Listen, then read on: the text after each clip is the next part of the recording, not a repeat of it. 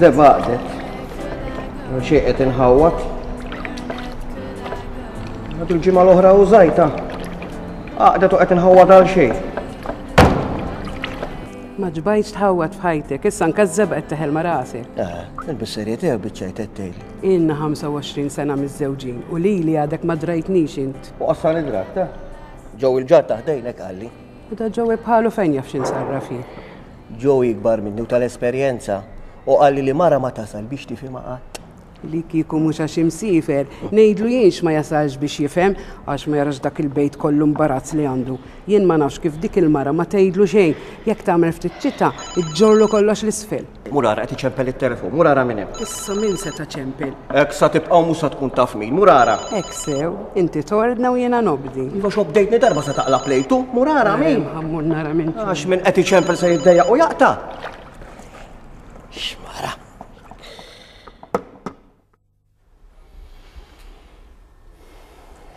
Fil, hemm bżonn naraw x'se nagħmlu. Ejja, mhux qed tarani, ħanaqbad imbagħad il-ħajt. Ħallik mit-tibjiet issa, is-sitwazzjoni ferm għar minn hekk. Iva ġara, tara xi konsenturi fil-ħajt. Iċċajt għannix. Nana dortu l-ġimgħa l-oħra kif jista' jkun fejn qegħdi? Il-konsentura mhux fil-bini tagħna qiegħda. Mhux qed nifhmek ta. Għada kemm ċemplet it-tifla. Hekk għandhom xi konsenturi fil-post it-tor tagħhom daw, dak miso qabel ma xtraw il-post ikkonsultaw ma' perizz u in-nies. Il-post tagħha m'għandu xejn ħażin, il-konsentura fi żwieġ tagħha qiegħda. Kif inhi mhux qed nifhem ta. Silvja u Toni kellhom xi jgħidu. Ujja billi kellhom xi jgħidu, dan mhux kulħadd ikollu xi jgħid anke jien u intu malajn irranġaw. Toni ma raqgħetx id-dar dal-lejl. Lejl wieħed hekk ma jorqodx ta jorqod fil-karozza u tara kif jerġa' lura lejn id-dar. Imma Silvja ma trix taċċetta l-fatt li Toni joħroġ ta' sikwit ma' sħabu u ma jrid iċedi u ma trix taf bih. Jiġifieri, dan kull milhom sentejn miż-żewġin. Trid titilqu. Titilqu. Mela rdu ndaħqu n-nisbina kif sirna dal-aħħar ma ftit l-ewwel disgwit li jkun hekk għad tidabbarra sulim. Ħallik mill-pritki issa. X'nistgħu nagħmlu aħna? Kif nistgħu insalvaw iż-żwieġ tal-unika tifla li għandna? L-għura jaftu kif. Ma ġej biex namel tridti, imma għandkom raġun tinkwetaw. Għaliex mhux sew illi t-tifla jitkisri l-żwieġ tagħha għal qalbkom tant. Di sitwazzjoni illi tiġri. U mid-dera ilha tiġri għaliex anke fil-Vanġelu tissemma fil-fatt marru għal Ġesu u staqsewh jekk jistax ir-raġel jibgħat lil mardu.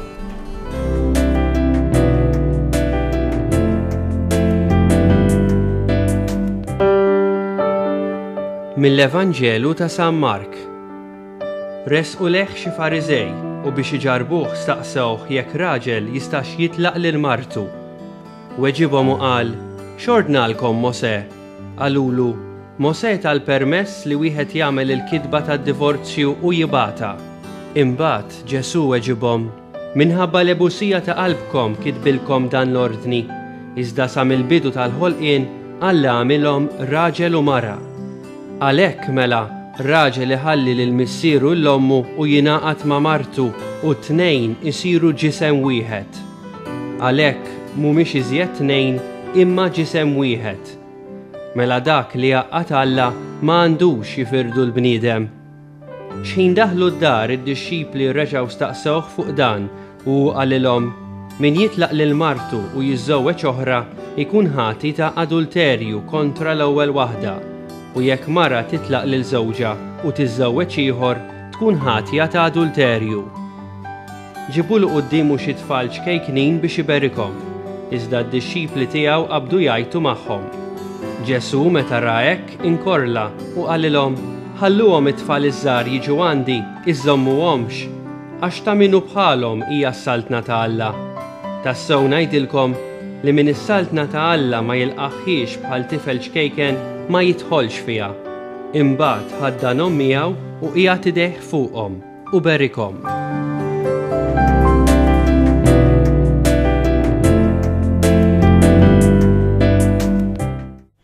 Meta tinqala problema, wieħed jaħseb li jista' jsolviha billi jaħrab minnha. U aktar ma jmur il-bogħod, aktar il-problema tissolva. Imma mhux hekk. Jekk hemm problema li rrid nagħmel naffaċċja, naffronta bil-kuraġġ kollu u blajnuna ta' xi ħadd professjonali li jista' jgħinni u l-problema insolvija.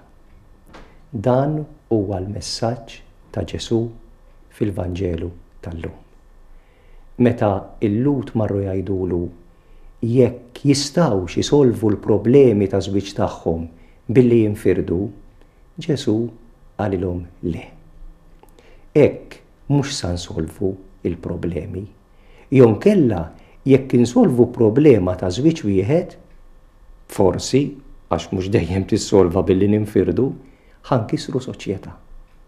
U allura l-problema flok tiċkien tikber. Ejjew naraw x'ħanamlu. Hekk qalet Lora u kellha raġun. U jekk noqogħdu kwieti naraw x'sa nagħmlu, insibu soluzzjoni.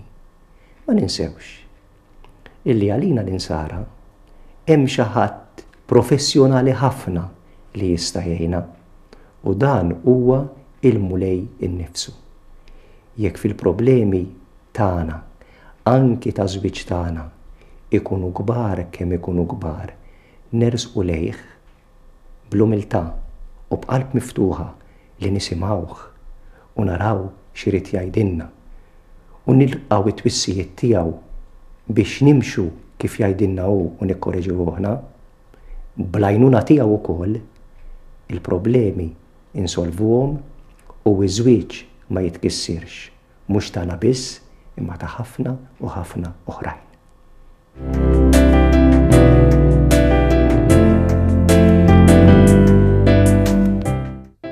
Mill-ewwel sal-4 ta' Ottubru l-Arċisqof Pawlu Cremona se jattendi l-laqgħa plenarja tal-Presidenti tal-Konferenzi Episkopali tal-Ewropa li se tiltaqa' f'Pariġi. Din hija t-tielet darba li Monsinjur Cremona se jattendi għal din il-laqgħa. Is-suġġett prinċipali li se jittrattaw l-isqfijiet huwa r-relazzjoni bejn il-Knisja u l-Istat. L-Isqof Mario Grech qed itemm żjara pastorali fil-Brażil fejn qed jiltaqa' ma' ta' missjonarji Ewċin u Maltin li jaħdmu f'din il-Knisja. Il-Knisja f'Malta nhar it-tnejn se tippubblika r-rapport Nirrestawraw il-festi flimkien. Dan jirrigwarda ċelebrazzjoni tal-festi titolari, sekondarji u oħrajn relatati. Ir-rapport fih numru ta' proposti għal konsultazzjoni pubblika. Nhar it-3 u l-4 se titlaqa' f'Malta konferenza bit-tema Insaħħu żwieġ u l-familji. Din il-konferenza li qed tiġi organizzata mill-Moviment ta' Kana u miċ-Ċentru tal-Istudju fuq il-Familja fl-Università ta' Malta se tiġi indirizzata minn numru ta' studjużi ta' fama internazzjonali mill-Ewropa, l-Istati Uniti u l-Lvant Nofsani.